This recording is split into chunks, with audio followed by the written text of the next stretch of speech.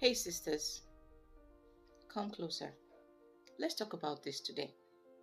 You see, there is nothing empowering, clever, or excusable about deliberately allowing a man to believe he is the biological father of your child when you know he is not.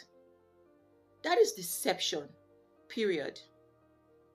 A woman who knowingly does this is making an enormous decision about another person's life without his consent.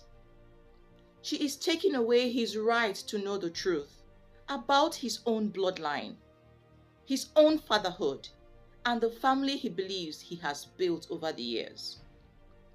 You cannot demand that men respect women's right while deliberately violating a man's right to the truth. And before anyone rushes to defend such behavior, imagine the years involved. Imagine a man spending his money, sacrificing his comfort, protecting a child, celebrating birthdays, making plans for the future, and loving that child with his whole heart,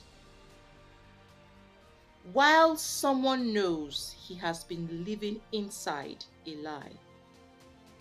And then discovering the truth years later that he is not the father of the child. That is a painful revelation. It is a betrayal of trust on a massive scale, The fact that he loved the child does not make the deception acceptable. Love does not erase the right to the truth. And let me be very clear. The child is not the villain. The child did not create the situation. The child did not create the lie and should never be punished for it. The accountability belongs to the adult who knew and deliberately chose deception. Now, if you are uncertain about the paternity of your child, there were honest ways to establish the truth. If you knew the child was not his and deliberately watched him live as the biological father, then you knowingly participated in a deception that could destroy someone's trust in relationships for years to come. Women, we are not above accountability, and neither are men. We cannot condemn men for betrayal while inventing excuses when women commit a betrayal that hurts men. Wrong is wrong, regardless of who does it.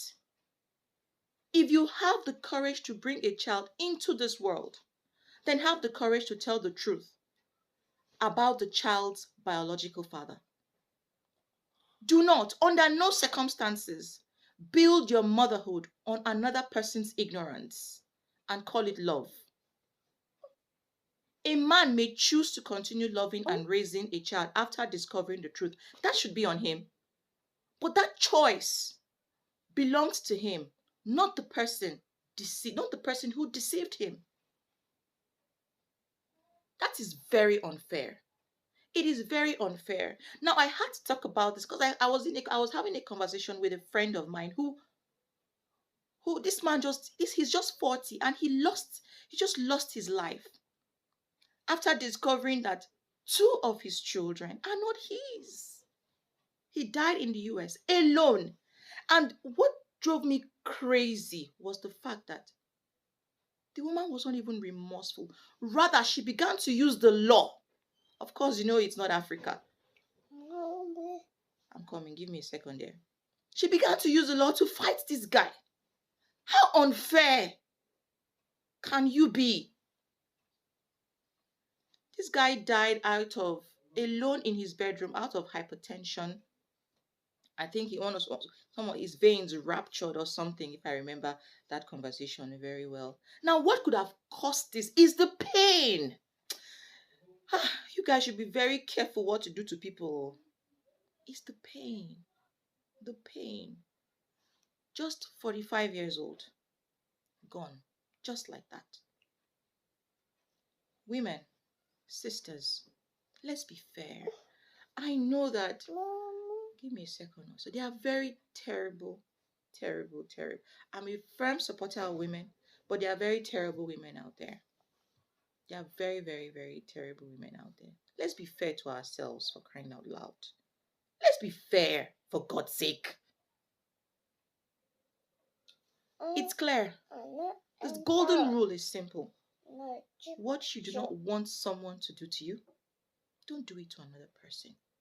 It's just simple.